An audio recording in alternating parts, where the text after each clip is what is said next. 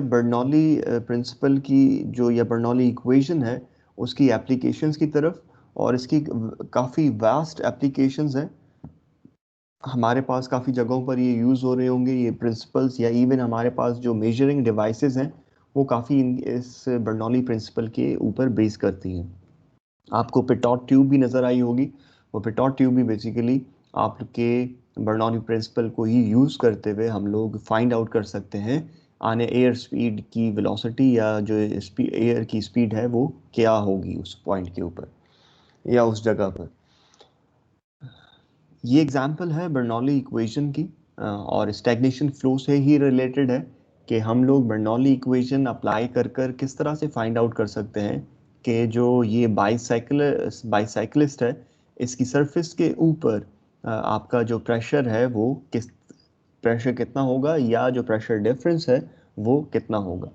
तो हम अज्यूम करते हैं कि हमारे पास ये पॉइंट 1 है जो कि बाईसाइक्लिस्ट से थोड़ा सा दूर है, और इसकी जो वेलोसिटी है वो v नॉट के बराबर है। और जब ये फ्लो आकर हिट कर रहा है इस सामने पॉइंट के ऊपर, तो यहाँ पर स्टैग्नेशन पॉइंट क्रिएट हो रहा है जिसको यहाँ पर वेलोसिटी जिसकी 0 के बराबर है। तो यहाँ पर जो प्रेशर होगा वो सबसे ज़्यादा प्रेशर होगा, क्योंकि जो आपका डायनामिक प्रेशर भी है वो अब कन्वर्ट हो गया होगा स्टैटिक प्रेशर की तरफ। तो अब हमें फाइंड आउट करना है कि इस पॉइंट पर प्रेशर क्या होगा। हम बर्नौली इक्वेशन अप्लाई करते हैं कि बर्नौली इक्वेशन का जो ये तीनों सम है तीनों टर्म्स का, वो कांस्टेंट रहेगा एक पॉइंट से दूसरे पॉइंट तक। So P1 plus half rho V1 square plus specific weight into Z1 is equal to P2 plus half rho V2 square plus specific weight times Z2। तो अगर हम देखें कि पॉइंट 1 और पॉइंट 2 सेम एलिवेशन के ऊपर हैं, तो जो Z1 है वो Z2 के बराबर है।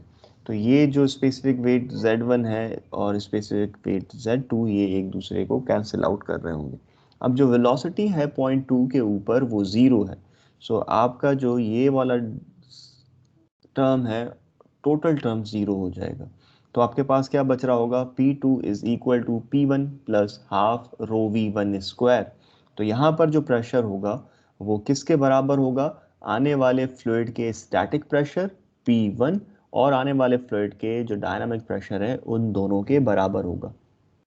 तो यहाँ पर जो स्टैटिक प्रेशर होगा, जो प्रेशर क्रिएट हो गया होगा वो स्टैग्नेशन प्रेशर क्रिएट हो गया होगा, जो कि सम होगा इस static pressure plus the dynamic pressure. और अगर मैं डिफरेंस लेना चाहूँ कि पॉइंट 2 पर और पॉइंट 1 पर जो स्टैटिक प्रेशर्स हैं इन दोनों के दरमियान डिफरेंस क्या है, वो डिफरेंस क्या है, वो हाफ रो V1 स्क्वायर का है, जो कि डायनामिक प्रेशर है वो आकर कन्वर्ट हो गया है पूरे के पूरे प्रेशर के अंदर, तो स्टैटिक प्रेशर के अंदर।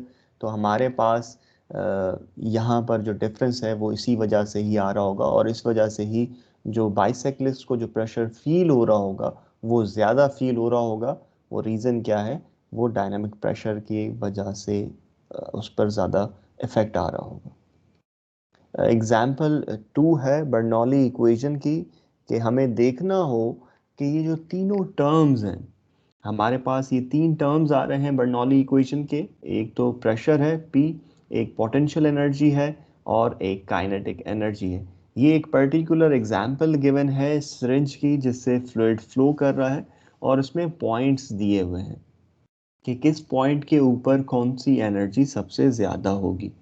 और ये G जो है एक्सेलरेशन ड्यू टू ग्रेविटी है, जो कि डाउनवर्ड होगी। ठीक है, तो ये प्लंजर है, प्लंजर पर फोर्स अप्लाई की जा रही है, और फ्लूइड जो है अब मूव कर रहा है from the point 1 towards the point 2 and point 3। तो अगर हम लोग पॉइंट 1 के ऊपर देखें तो हमारी जो काइनेटिक एनर्जी है वो स्मॉल होगी, और उसका रीज़न स्मॉल होने का क्या है, काइनेटिक एनर्जी डिपेंड करती है आपकी वेलोसिटी के ऊपर। तो पॉइंट 1 के ऊपर वेलोसिटी कम होगी, इतनी ज़्यादा नहीं होगी एज कंपेयर टू पॉइंट 2 पर। तो पॉइंट 2 पर आपको नज़र आ रहा है कि जो काइनेटिक एनर्जी है वो सबसे ज़्यादा है, लार्ज है। क्यों, क्योंकि स्मॉल एरिया होगा, यहाँ पर एरिया बहुत ज़्यादा स्मॉल है तो वेलोसिटी ज़्यादा होगी, और ये आप मास फ्लो रेट से पढ़कर आ चुके हैं या कंजर्वेशन ऑफ मास से पढ़कर आ चुके हैं, कंटिन्यूटी इक्वेशन से पढ़कर आ चुके हैं। थर्मोडायनामिक्स के अंदर आपने ये स्टडी किया होगा। तो अगर फ्लो रेट सेम रहना है, एरिया स्मॉल हो गया है, तो वेलोसिटी को इंक्रीज होना पड़ेगा। So this was q is equal to a1 into v1। तो अगर एरिया रिड्यूस हो रहा है तो वेलोसिटी को आपकी इंक्रीज होना पड़ेगा, क्योंकि फ्लो रेट सेम रहेगा, फ्लो रेट को सेम रखने के लिए। फिर पॉइंट 3 है हमारे पास। इस पॉइंट 3 के ऊपर आपको ये जो वेलोसिटी है वो ज़ीरो हो जाएगी, फिर दोबारा से नीचे आना शुरू हो जाएगा ग्रेविटी की वजह से। तो यहाँ पर जो आपकी काइनेटिक एनर्जी होगी वो सबसे कम होगी, यानी कि ज़ीरो के बराबर होगी। फिर है हमारे पास एनर्जी टाइप पोटेंशियल। तो पॉइंट 1 के ऊपर एनर्जी सबसे कम होगी या तो ज़ीरो होगी अगर हमारा यही रेफरेंस पॉइंट है। तो इस हिसाब से हमारी जो पोटेंशियल एनर्जी है वो ज़ीरो होगी पॉइंट 1 पर। पॉइंट 2 पर कुछ ज़्यादा होगी क्योंकि उसने कुछ हाइट अटेन की है एलिवेशन के हिसाब से, और पॉइंट 3 पर सबसे ज़्यादा होगी क्योंकि पोटेंशियल एनर्जी होती ही ड्यू टू हाइट है, स्पेसिफिक विथ जेड जेड। तो जेड की वैल्यू इंक्रीज हो रही होगी तो आपका जो पोटेंशियल एनर्जी है वो इंक्रीज हो रही होगी। तो आप लोगों को मैंने कल कहा भी था कि वो आप जाकर देखें कि स्पेसिफिक वेट टाइम्स जेड इधर और स्पेसिफिक वेट टाइम्स जेड में, वहाँ पर क्या फ़र्क है। तो आपको यहाँ से भी वो चीज़ क्लियर हो रही होगी कि यहाँ पर और वहाँ पर क्या डिफरेंस है। फिर है हमारे पास प्रेशर, प्रेशर पी, कि प्रेशर पी का आपस में क्या फ़र्क आएगा। तो फॉर एग्ज़ाम्पल पॉइंट 1 के ऊपर हमारे पास जो प्रेशर है वो लार्ज होगा इनसाइड दिस, क्योंकि अभी हम प्लंजर भी मूव कर रहे हैं, फोर्स भी अप्लाई कर रहे हैं, तो यहाँ पर प्रेशर लार्ज होगा। और बाहर की तरफ जो प्रेशर्स हैं पॉइंट 2 के ऊपर और पॉइंट 3 के ऊपर वो ज़ीरो हैं। और वो ज़ीरो क्यों हैं? क्योंकि ये आपके गेज प्रेशर्स हैं। सो गेज प्रेशर्स आपको पता है मेजर ही एटमॉस्फेरिक प्रेशर से होता है। तो ये ओपन टू द एटमॉस्फेयर है, तो ओपन टू द एटमॉस्फेयर के अंदर इनके ऊपर जो प्रेशर अप्लाई हो रहा होगा स्टैटिक प्रेशर, वो गेज प्रेशर ज़ीरो होगा और टोटल प्रेशर इनके ऊपर सिर्फ और सिर्फ एटमॉस्फेरिक प्रेशर होगा। बट हमारी कैलकुलेशंस गेज प्रेशर्स के अंदर होंगी अनटिल एंड हमें स्पेसिफाई ना किया जाए कि हमें हमें एब्सोल्यूट प्रेशर्स के अंदर कैलकुलेशंस करनी है, या रिक्वायर्ड ना हो, कोई ऐसी वैल्यूज़ ना गिवन हो, एटमॉस्फेरिक प्रेशर गिवन हो कि प्रेशर्स फाइंड आउट करने हो, तब हम एब्सोल्यूट प्रेशर्स के अंदर कैलकुलेशंस कर रहे होंगे। अदरवाइज हमारी जो कैलकुलेशंस हैं इस सब्जेक्ट के लिए हम लोग गेज प्रेशर्स के अंदर कर रहे होंगे। But if you want to do the calculations in absolute pressures तो that is completely fine, कोई इशू नहीं है, बात एक ही है। तो गेज प्रेशर्स को आप टोटल प्रेशर या सॉरी हाँ एब्सोल्यूट प्रेशर्स के अंदर शो कर सकते हैं। एग्जाम्पल्स हैं हमारे पास, examples of use of Bernoulli equation. हम लोग यहाँ पर इनको फ्री जेट्स जो कि ये यहाँ से टैंक्स वगैरह से हो रहे हैं वहाँ पर अप्लाई कर रहे होंगे, उनकी वेलोसिटीज़ वगैरह फाइंड आउट करने के लिहाज से कि ये जो जेट्स वगैरह हैं इनकी वेलोसिटीज़ किस तरह से आ रही होंगी। लेकिन इसमें अगर आप बर्नौली इक्वेशन जब अप्लाई करने जाएंगे तो ये कुछ चीज़ें हैं जिनको आपने समझना है, ताकि आपको याद रहे कि जब हम प्रॉब्लम सॉल्व आउट कर रहे होंगे तो कौन सी अजम्पशन ले रहे होंगे जो कि हमारे लिए सही होगी। तो अगर ये आप देखें, इसको हम लोग थोड़ा सा क्लियर करते हैं। तो ये अगर हमारे पास जेट्स हैं, ठीक है, ये फ्लूइड जेट्स जा रहे हैं हमारे पास, ठीक है। अब यहाँ पर पॉइंट्स शो किए गए हैं, एक है आपका पॉइंट नंबर 1 ये वाला, एक है पॉइंट नंबर 2 जो कि तकरीबन एग्जिट के बिल्कुल एग्जिट के ऊपर है, जहाँ पर ये आपका जो रेजरवॉयर है उसका एग्जिट पॉइंट है। पॉइंट 3 जो है वो रेजरवॉयर के अंदर ही है पर वो किसी सरफेस के ऊपर है। फिर हमारे पास एक पॉइंट है पॉइंट नंबर 5, और ये हमारे पास ये पॉइंट गिवन है जो कि जेट के अभी तक फ्लूइड फ्लो कर रहा है पर ये एग्जिट से भी बाहर है हमारे पास।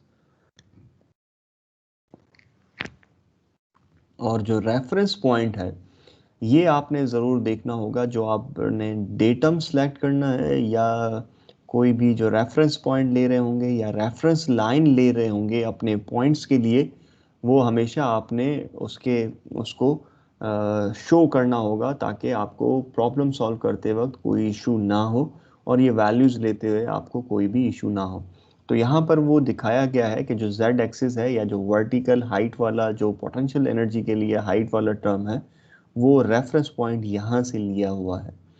ठीक हो गया? या z एक्सिस आपका ये इस तरफ ऊपर की तरफ जा रहा है, तो वो रेफरेंस पॉइंट आपका ये भी हो सकता है, रेफरेंस पॉइंट ये भी हो सकता है। तो वो आपने देखना होगा, रेफरेंस से ऊपर वाली वैल्यूज पॉजिटिव होंगी और रेफरेंस से नीचे वाली वैल्यू नेगेटिव होंगी। पर कोशिश करें कि आप अपना जो रेफरेंस पॉइंट है, जो सबसे नीचे वाला पॉइंट हो, लीस्ट नीचे वाला पॉइंट हो, उधर से लें, ताकि आपकी सारी वैल्यू जो z की हैं वो पॉजिटिव के तौर पर ही आ रही हूँ। तो आपको कैलकुलेशंस में कभी भी मसला नहीं आएगा। अदरवाइज आपको प्लस और माइनस साइन याद रखने पड़ेंगे। तो बेहतर, अगर फॉर एग्जांपल इस तरह का कोई प्रॉब्लम होगा, तो मैं जो प्रेफर करूँगा वो ये इस पॉइंट को एज ए रेफरेंस पॉइंट के तौर पर लूँगा, ताकि फिर मैं, अगर कोई मुझसे पूछे कि भाई पॉइंट 2 तक हाइट कितनी है, तो मैं वो कह रहा हूँ positive h, capital H। Point 3 तक हाइट कितनी है, या जितनी भी पॉजिटिव जो भी वैल्यू होगी, या पॉइंट 1 तक कितनी वैल्यू है, तो वो मेरे पास पॉजिटिव के अंदर आ रही होगी। अगर मेरे पास रेफरेंस ये होता, तो ऊपर वाली तो मैं पॉजिटिव के तौर पर दिखा रहा होता, नीचे वाली मुझे फिर नेगेटिव दिखानी पड़ती। और अगर मैं नेगेटिव साइन भूल जाता, तो मेरे पास आंसर्स डिफरेंट आना शुरू हो रहे होंगे, गलत आ जाएगा आंसर। सही है। तो अब एक nozzle is a device shaped to accelerate a fluid. तो हमारे पास क्या है, यहाँ पर एक छोटा सा एरिया क्रिएट हो रहा है, एक नोजल टाइप एरिया क्रिएट हो रहा है, जेट्स प्रोड्यूस हो रहे हैं, जेट्स एग्जिट कर रहे हैं यहाँ से, फ्लूइड जेट्स। तो वो फ्री जेट्स हैं, उनके ऊपर हम लोगों ने बर्नौली इक्वेशन अप्लाई करनी है, ताकि हमें वेलोसिटी फाइंड आउट हो सके कि पॉइंट 2 और पॉइंट 5 पर इनकी वेलोसिटीज क्या होंगी। ठीक है। तो ये पॉइंट 1 है। ये आपने देखना है कि जब आपका रेजरवायर लार्ज होगा एज कंपेयर टू पॉइंट 2 के, जो आपका पॉइंट 1 है वो लार्ज रेजरवायर है, फॉर एग्जांपल बहुत बड़ा टैंक है, उस टैंक से एक स्मॉल ओपनिंग हो रही है, तो ये जो पॉइंट 1 की जो वेलोसिटी होगी वो बहुत ही नेग्लिजिबल होगी। क्यों? क्योंकि ये जो पॉइंट 1 वाली लेयर है, ये जो लाइन है, ये बहुत स्लोली और स्लोली मूव कर रही होगी। और इसके स्लो मूव करने का रीज़न, क्योंकि जितना वॉल्यूमेट्रिक फ्लो रेट यहाँ से गुजर रहा है, उतना ही वॉल्यूमेट्रिक फ्लो रेट यहाँ से नीचे आ रहा होगा। So Q1 would be equal to Q2 या Q5 के बराबर होगा। अब वॉल्यूमेट्रिक फ्लो रेट बराबर होता है area times velocity, area times velocity, area times velocity. अब अगर आप ये देखें कि पॉइंट 1 के ऊपर जो एरिया है वो बहुत ही ज़्यादा एरिया है, ऑल्दो एरियाज गिवन नहीं होंगे, अगर गिवन है तो आप फिर कैलकुलेट कर सकते हैं कि V1 क्या होगा। अगर लार्ज रिजर्वॉयर्स के लिए जनरली वैल्यूज एरियाज के अंदर गिवन नहीं होती है, तो इसका मतलब क्या है कि वॉल्यूमेट्रिक फ्लो रेट तो सेम ही है, एरिया बहुत ज़्यादा इंक्रीज हो गया तो ये जो वेलोसिटी है आपकी डिक्रीज हो जाएगी, अगर ये एरिया इंक्रीज हो गया। तो हम क्या करते हैं, लार्ज रिजर्वॉयर के लिए अज्यूम करते हैं कि जो वेलोसिटी है वो approximately equal to zero, zero तो नहीं होगी but approximately equal to zero है। और जो Z1 पॉइंट है वहाँ तक जो हाइट है वो हमारे पास h है, और पॉइंट 2 के लिए हमारी जो हाइट है वो Z2 इक्वल टू ज़ीरो। तो वो पॉइंट 1 और पॉइंट 2 के दरमियान देखना चाह रहा है कि वेलोसिटी कितनी होगी। तो वो रेफरेंस पॉइंट ही हमारा यहाँ से होगा, तो Z2 के ऊपर हाइट कितनी होगी, ज़ीरो होगी। क्यों? क्योंकि ये हमारा रेफरेंस पॉइंट है, डेटम लाइन ही यही है, तो वो रेफरेंस है, तो वहीं से स्टार्ट कर रहे हैं तो ज़ीरो, और यहाँ से ऊपर तक जो हाइट होगी वो h होगी। रेजर्वायर जो है वो ओपन टू द एटमॉस्फेयर है, तो जो P1 की वैल्यू है वो ज़ीरो होगी, और ये कौन सी, गेज प्रेशर की वैल्यू। क्यों? क्योंकि एटमॉस्फेरिक प्रेशर होगा, और गेज प्रेशर एटमॉस्फेरिक प्रेशर के अंदर ज़ीरो के बराबर होता है। सो फ्री जेट यहाँ से पॉइंट 2 के ऊपर, ये again open to the atmosphere हो जाएगा, फ्री जेट है, तो P2 इक्वल टू ज़ीरो। तो यहाँ पर भी प्रेशर और वहाँ पर भी प्रेशर ज़ीरो होगा। तो मुझे फाइंड आउट करना हो कि वेलोसिटी पॉइंट 2 के ऊपर कितनी होगी। सो मैं ये बर्नौली इक्वेशन अप्लाई करके पॉइंट वन और 2 के दरमियान बर्नौली इक्वेशन अप्लाई करूं, तो मेरे पास P1 plus half rho v1 square plus specific weight into z1, p2 plus half rho v2 square plus specific weight times z2।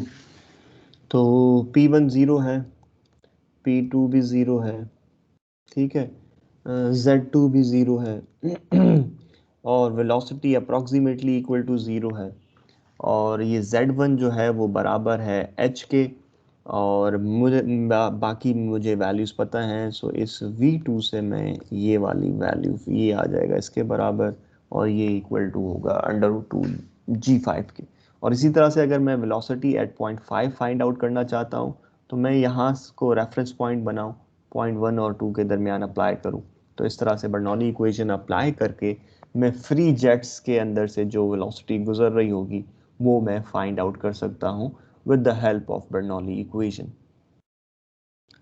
For example हमारे पास इसी तरह से हॉरिजॉन्टल फ्लो हो रहा है किसी भी टैंक से। तो ये एक टैंक शो किया गया है, और ये जो टैंक है उसके हिसाब से वॉल्यूमेट्रिक फ्लो रेट या कोई भी चीज़ मुझे कैलकुलेट करनी होगी, वेलोसिटी कैलकुलेट करनी होगी, तो वो मैं कैलकुलेट कर सकता हूँ। पर इसके अंदर एक इशू है कि अगर हमारे पास फ्लूइड फ्लोज के अंदर अगर जो ओपनिंग है टैंक की वो अगर स्मूथ है, जिस तरह से ये एक कर्व को फॉलो किया गया है, तो ये जो जेट इधर से गुजर रहा होगा ना, फ्लूइड का जो जेट, उसका डायामीटर और यहाँ से एग्जिट होने वाला जो डायामीटर है, इस सरफेस का खुद का जो डायामीटर है, वो तकरीबन सेम होंगे, दोनों के डायामीटर सेम होंगे। लेकिन अगर हमारे पास ऐसे नहीं है, स्मूथ सरफेस नहीं है, शार्प एजेस हैं, तो उसके अंदर जो फ्लूइड है वो इस तरह से टर्न लेता है कि जो ये वाला जो डायामीटर है जो कि इन सरफेस के दरमियान है, वो वाला डायामीटर और जो जेट का जो डायामीटर होगा वो सेम नहीं होगा। जेट का डायामीटर स्मॉल होगा और ये वाला जो डायामीटर है वो ज़्यादा होगा। तो इसको हम लोग कहते हैं vena contracta effect is a result of inability of the fluid to turn the sharp 90 degrees, as a result of which the diameter of the jet will be less than the diameter of the hole. Vena contracta is a function of the geometry of the outlet। तो ये जो vena contracta है ये geometry के ऊपर बहुत ज़्यादा depend करता है कि आपकी ज्योमेट्री किस तरह की है। तो ये आगे चलकर आपको अगर कोई डक्ट्स वगैरह भी डिज़ाइन करने होंगे तो उसके अंदर ये चीज़ें देखनी होंगी। तो ये कॉन्ट्रैक्शन कोफिशिएंट गिवन होगा पर्टिकुलर शेप्स का, कि किस तरह का शेप है, वो किस तरह से कर्व फॉल पाथ ले रहा है। तो ये जो कॉन्ट्रैक्शन कोफिशिएंट है ये गिवन होगा। तो लाजमी नहीं है कि आपको हाइड्रोलिक डायामीटर यूज़ करना, ये जो डायामीटर है आपका होल का वो यूज़ करना पड़े। आपको डायामीटर वही यूज़ करना पड़ेगा जो कि जेट का डायामीटर होगा। तो फॉर एग्जांपल कुछ केसेस के अंदर आपको DH गिवन हो और कॉन्ट्रैक्शन कोफिशिएंट भी गिवन होगा, तो उससे आप जो एरिया ऑफ द जेट है, जो एक्चुअल एरिया है जिससे फ्लूइड फ्लो कर रहा है, वो आपको फाइंड आउट करना पड़ेगा। So this is the vena contracta effect, और इसको आप जाकर देख सकते हैं कि इसको अगर स्टडी करना चाहें या देखना चाहें तो आपको बहुत सारी रेफरेंस मटेरियल मिल सकता है इसके ऊपर। ये डिफरेंट शेप्स हैं। अगर नाइफ एज है तो कॉन्ट्रैक्शन कोफिशिएंट कितना होगा, 0.61, और अगर वेल राउंडेड है इस तरह से तो आपका 1.0 होगा कॉन्ट्रैक्शन कोफिशिएंट। तो उस केस के अंदर जेट का भी डायामीटर और इसका भी जो डायामीटर है सेम होगा कॉन्ट्रैक्शन कोफिशिएंट। और अगर इस तरह से शार्प एज है तो तब भी 0.61 है, और अगर इस तरह से री एंट्रेंट है तो उसका तो कॉन्ट्रैक्शन कोफिशिएंट और भी कम है। हम लोग दो प्रॉब्लम्स करते हैं, इजी प्रॉब्लम्स हैं, इनको सॉल्व आउट करने की कोशिश करते हैं, बर्नौली इक्वेशन अप्लाई करते हैं, और ये जो फ्री जेट्स हैं हमारे पास, इनकी वेलोसिटीज़ या कोई भी प्रेशर्स वगैरह की जो वैल्यूज़ हैं वो हमें फाइंड आउट करते हैं। तो ये जो बर्नौली इक्वेशन है फ्री जेट्स के लिए अप्लाई हो रही होगी। Water flows from a pressurised tank, ये एक प्रेशराइज्ड टैंक है, ठीक है, यहाँ पर एक प्रेशराइज्ड टैंक है, वो जाहिर सी बात है इस फ्लूइड के ऊपर प्रेशर एक्ट कर रहा होगा। from a pressurized tank through a 15 centimetre diameter pipe. तो ये आपका जो डायमीटर है पाइप का 15 सेंटीमीटर है, फ्लूइड जो है यहाँ से फ्लो कर रहा है और एग्जिट कर रहा है आपका 5 सेंटीमीटर डायमीटर नोजल से, और ये उसका नोजल का डायमीटर गिवन है, and rises 6 metre above the nozzle, और वो तकरीबन नोजल से 6 मीटर ऊपर हाइट तक जा रहा है जो कि वाटर है। हम लोगों ने फाइंड आउट करना है कि जो प्रेशर है इन द टैंक वो कितना है। ये जो प्रेशर है वो हम लोगों ने फाइंड आउट करना है किसके बराबर है, अगर फ्लो, और उसने कहा है अगर फ्लो स्टेडी है, फ्रिक्शनलेस है और इनकम्प्रेसिबल है। तो इससे हमें पता लग रहा है कि जो हमने कंडीशंस कंसीडर की थी बर्नौली इक्वेशन के लिए वो यहाँ पर अप्लाई हो रही होंगी। तो हम कुछ स्लाइड्स ऐड करते हैं इसके अंदर ताकि हम लोग ये प्रॉब्लम सॉल्व आउट करें।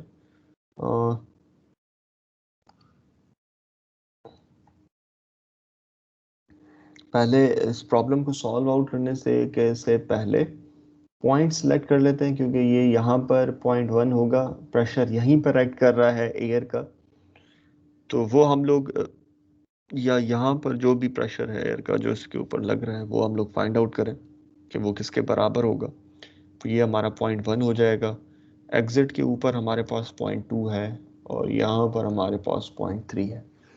तो हम बर्नौली इक्वेशन किसी भी दो पॉइंट्स के दरमियान अप्लाई कर लें, between point 1 and 2, between point 1 and 3 या पॉइंट 2 एंड 3, और उसके हिसाब से देखें कि हमारे पास ये क्या वैल्यूज